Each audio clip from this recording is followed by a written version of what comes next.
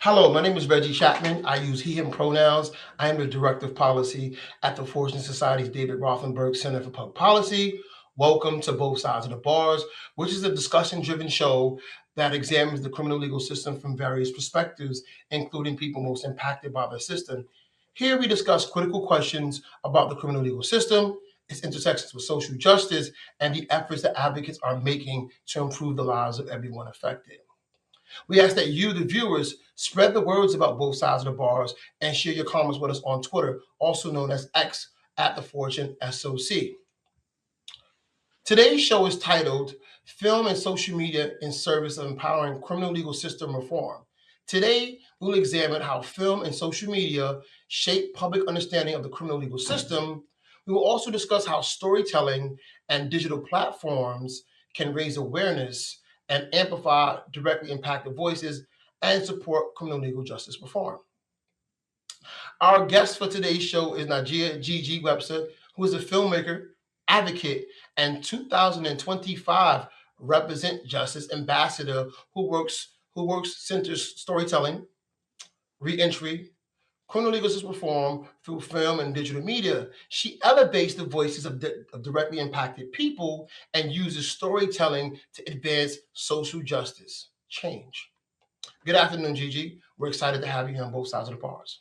Good afternoon. I'm very excited to be here on the other side of the bar. No, and we're excited to have you here. You have a really, you sit at the center of something that we think is pushing the needle and really showing how we need to be going forward as we seek to get criminal justice reform. That being your being efficient and your knowledge in social media. And so we really appreciate having you here. And we're excited to have this conversation with you surrounding social media and digital platforms as it pertains to social justice change. Thank you so much. It's definitely the thing that has changed my life and my reentry since I've been home. I really appreciate being here and you all deciding to have little me on the show. And we're excited to have you there. So how about we jump into the first question? Okay. Okay, cool. So you have worked on films, you advocate and you represent Justice Ambassador who works center on reform and reentry. My question for you is that what first drew you to storytelling and when did you realize that film could be the powerful tool for social justice change? What drove me to storytelling was sitting in a prison cell with a cellmate that we did not get along at all for a different amount of reasons. But it was in one instant that this, like, I say epiphany, but I feel God spoke to me and told me, ask her story. You judging her, but ask her story. And against everything in me, because we did not like each other. The tensions was high. It was during COVID.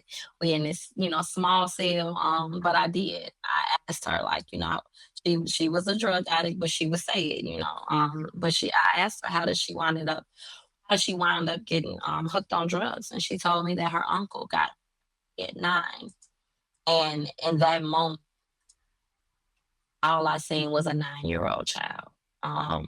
Like, even though she was a 50-something-year-old woman sitting in front of me, and from that very moment of us having that conversation and her telling me why she, was on drugs and how she got there, um, it allowed me to see her and not just, the person that, I was in the cell with at the moment. It allowed me to see who she was and how she got to where she was. And from that moment forward, nothing that lady did bother me. And that's when I learned the real power of a story.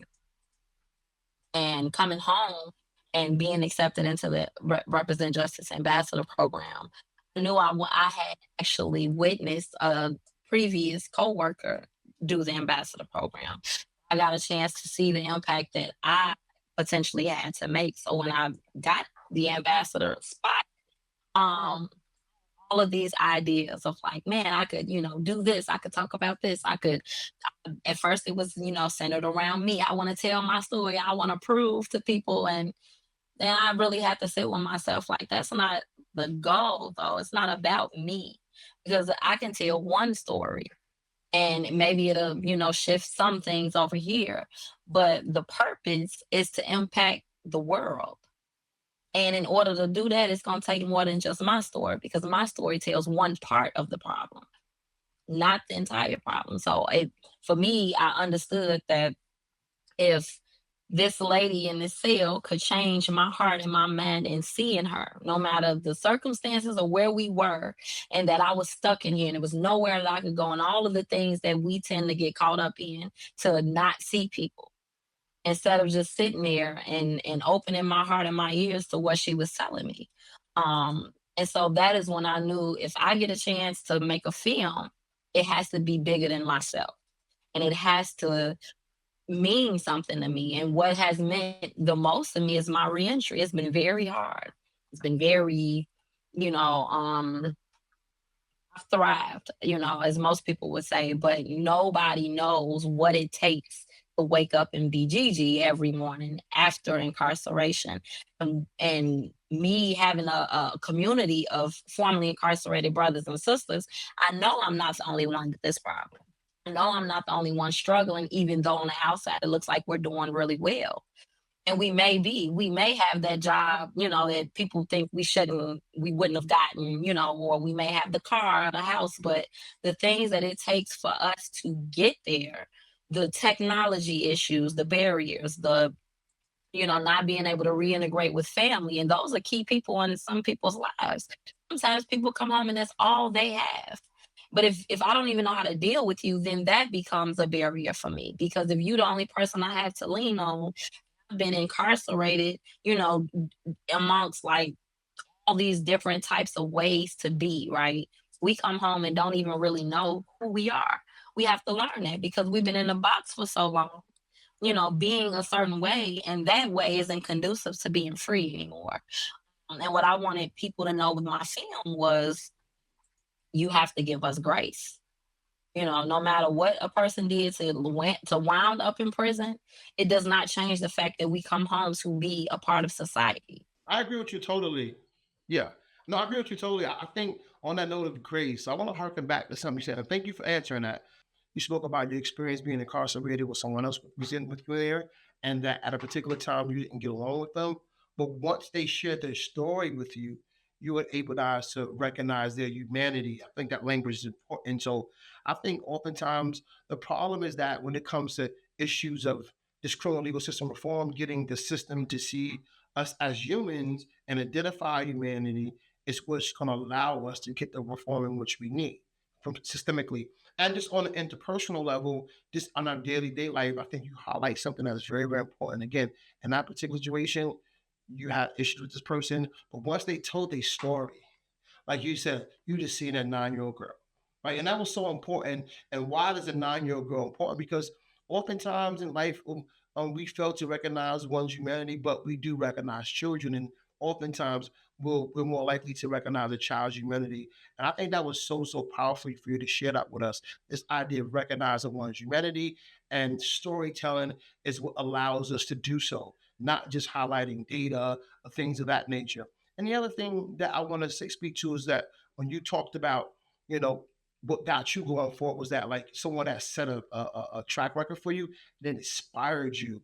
And so I think it's important for our audiences to be inspired to know that if one person can do it, the other person can do it. So I just want to highlight that for our audience, and I appreciate that. But I want to go on to our next question because I think this question is also important too in respect to film. It's really about social media tools as a reform tool. So we know that platforms like Instagram, TikTok, and X have made it possible for millions of people to witness injustice in real time.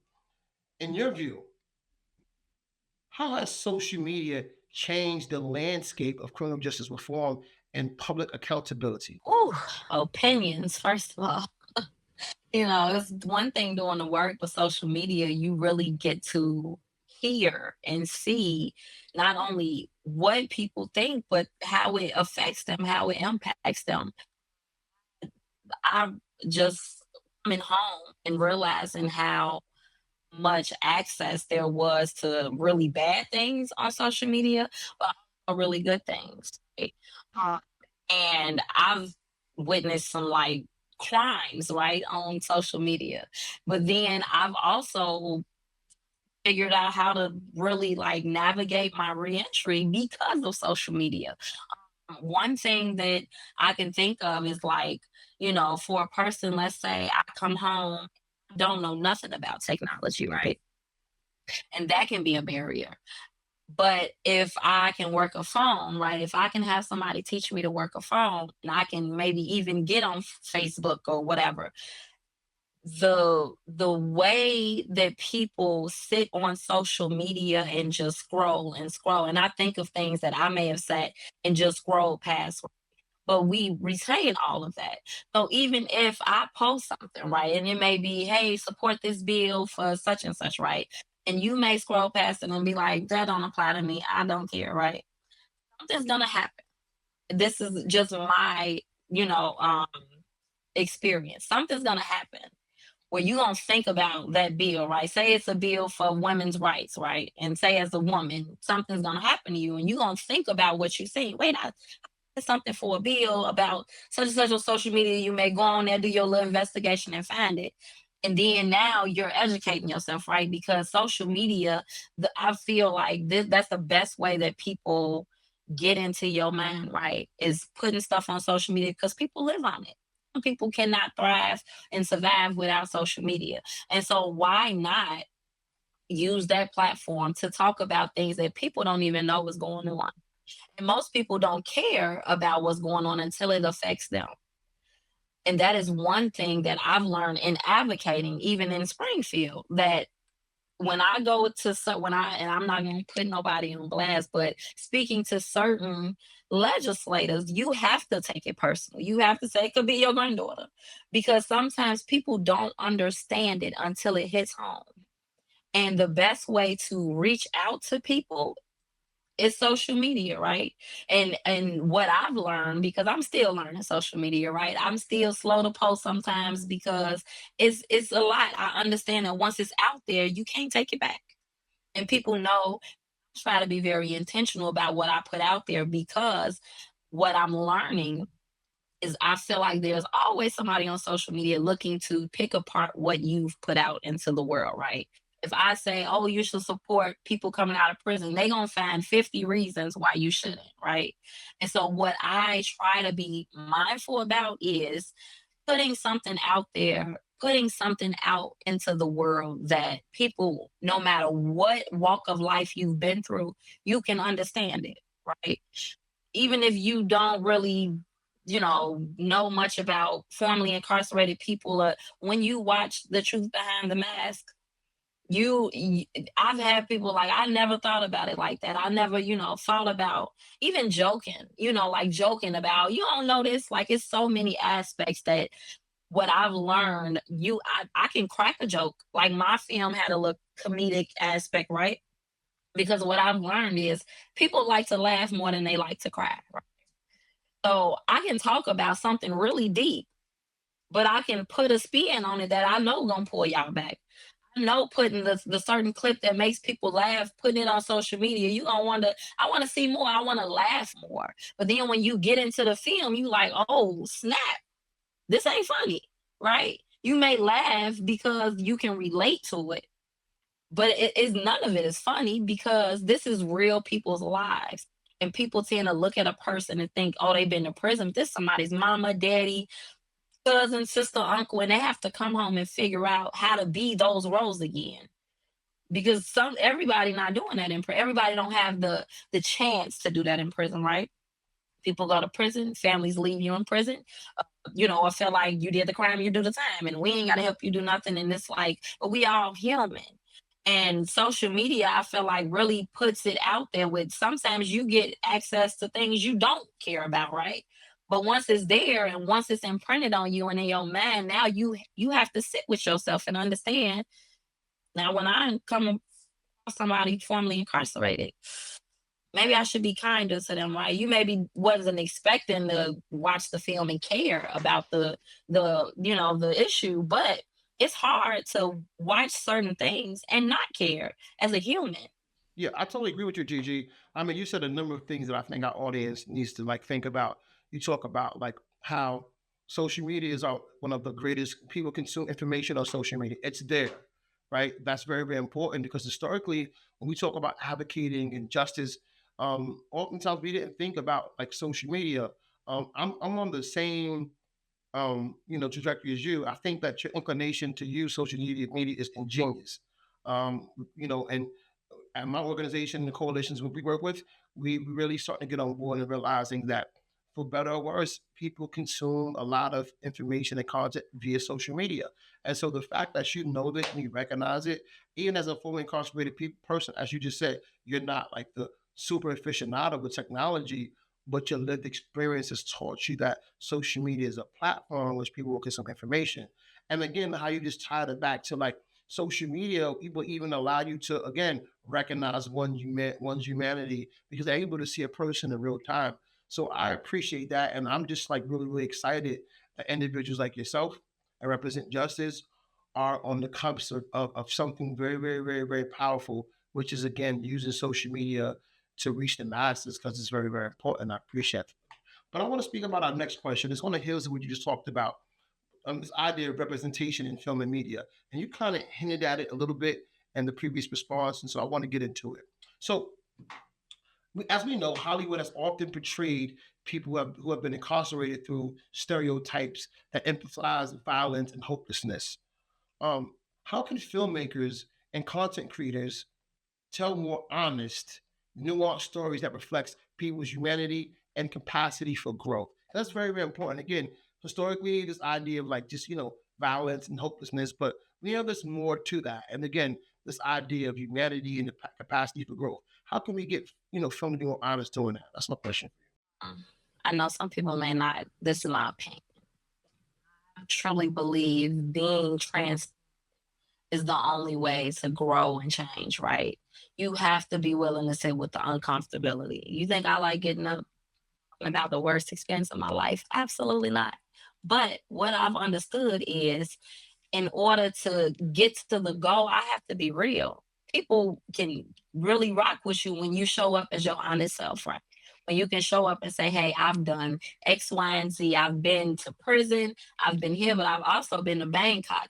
I've also done X, Y, and Z and done all these other different things because I think once we're honest, people, because everybody know they've done something, right? Like even if they don't want to say it, even if they want to sit up on their high horse, everybody has done something. Whether you've had a drink and you got in your car and took a ride, everybody has done something that could possibly have led to them in prison, right? And so it's like it's easy to sit up on your high horse, but when you can feel comfortable saying, "Hey, look, this is what I did." The reason I utilize social media so much when I first came home, or you come home and you just want to tell everybody I'm home and this is what I'm doing. I got a job, y'all. I got this. I got. And this lady came up to me and she's like, my son is home, he's incarcerated and he'll be home in a few years. And you just give me so much hope that he can come home and do something. Right? And to me, that gave me a sense of responsibility. Like if I'm gonna use this platform, yes, I people watch my social media and I be partying and I do all of the things. But I also inspire. If you go down my page, you gonna know me because you're gonna see I crack jokes on there. I may post some funny stuff. I'm gonna inspire you in the morning time. I'm gonna uplift you. I may tell you y'all be out here tripping. You know what I'm saying? Because it's understanding somebody's gonna read it and be able to see my point of view, right? And you in prison, you silence so much that since I've come home, it's like I'm not coming out here to make people uncomfortable. But what I've understood is sometimes in order to understand me, sometimes in order to understand y'all, right, who've never been to prison, I have to be willing to be uncomfortable. I have to be willing to sit and listen to some stuff that don't make sense to me because out here people think different, right? When you're in prison, you get to sit back and just be quiet, and it's you accumulate so much in being quiet, and in the world that's not a thing. So what I feel my duty out here to do is in all that silence and all the talking to God and just paying attention it's my job to be transparent with what I learned, with what I know, with my experiences. And I've understood that some people aren't gonna be comfortable with that. Some people gonna be like, "What? I would never," and da da da da, and all this, because everybody got opinions, right? But the one thing that I've understood is until you walk in my shoes and have experienced the things that I've had experienced, you cannot take away my experience and what I've learned and all of these things, right? Um, and I think because of the way society is in social media, people do shy away from wanting to talk about things because some people go ham, right? Without understanding what's going on, just like me in the cell, right? With my cellmate. Like I've called all kind of names, and her nickname used to be Troll Under the Bridge, right? And I feel bad about that because it's like, I didn't know. And people out here don't know. And it's like I think when you're willing to be transparent, people willing to listen. Because if I sit on a podium and say I did college, some people gonna tune me out. But the moment I say I've been to prison, everybody here gonna turn and everybody wanna listen. I've learned that, right? And so instead of shying away from it, my biggest flex is I start with that hello, my name is Gigi, I've been to prison. And everybody be what?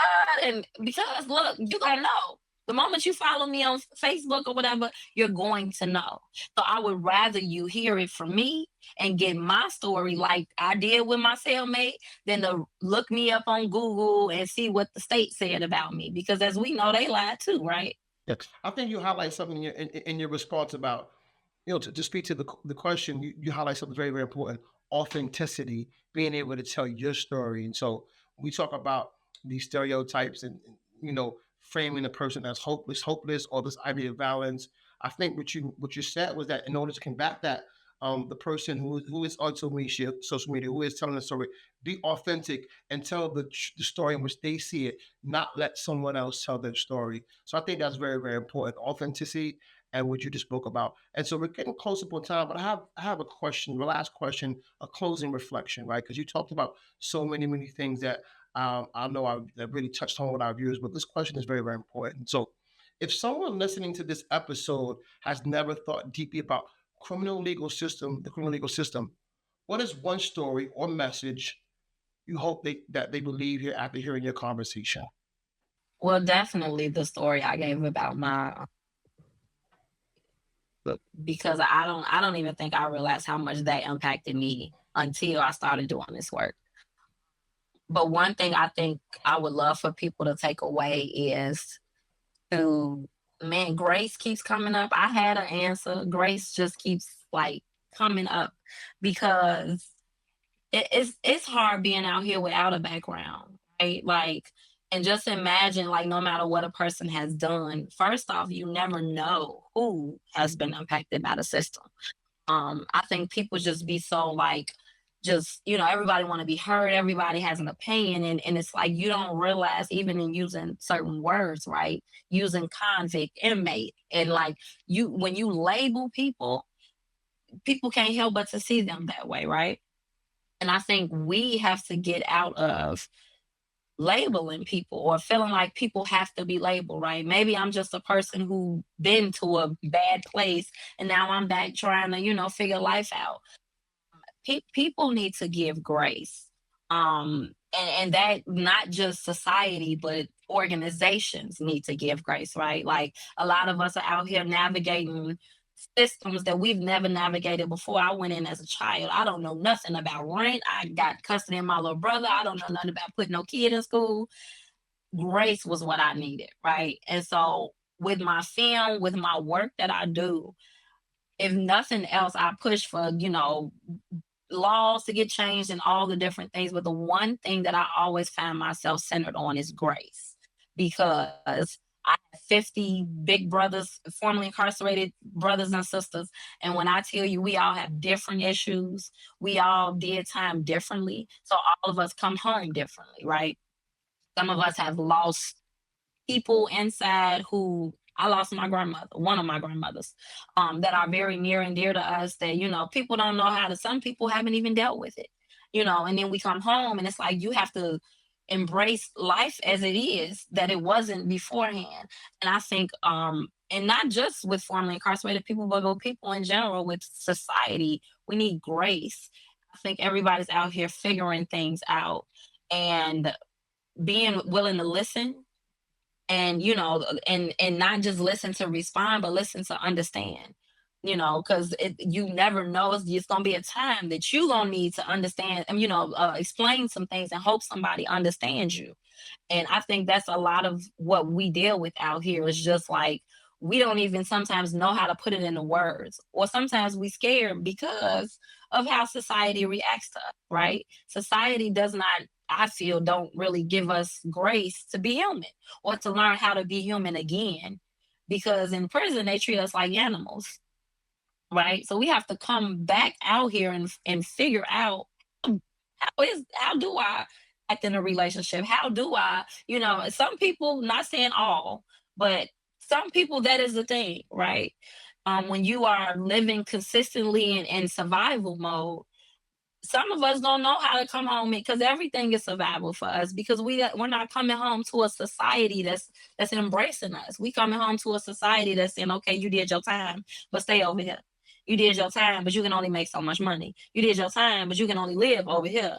And it's like we never really get the chance to be free or really, have a real reentry in society. And I would Yeah, just and I grace. totally agree with you. We're up against time, but I just want to say, I think you said the last point you made about grace is very, very powerful, and it's keep connecting to this thread of humanity, recognizing others' humanity, and I appreciate how you were able to connect your own personal experience with a person which you were discriminated against, and speak to how the world looks at things, and how it motivated you and inspired you to do some of the work you do. Again, we're up against time, so before we end, I just want to say that thank you to our guests. Thank you to Jei Jei for sharing your insights. Thank you to the viewers for joining us for another thought-provoking discussion on both sides of the bars. On behalf of Fortune Society, we thank you. If you're interested to find out more about the Fortune Society, please check us out on the web at fortunesociety.org. That is fortunesociety.org, or on Facebook by typing in the Fortune Society. This is Reggie Chapman, and I appreciate you for joining us as we critically look at both sides of the bars. Thank you.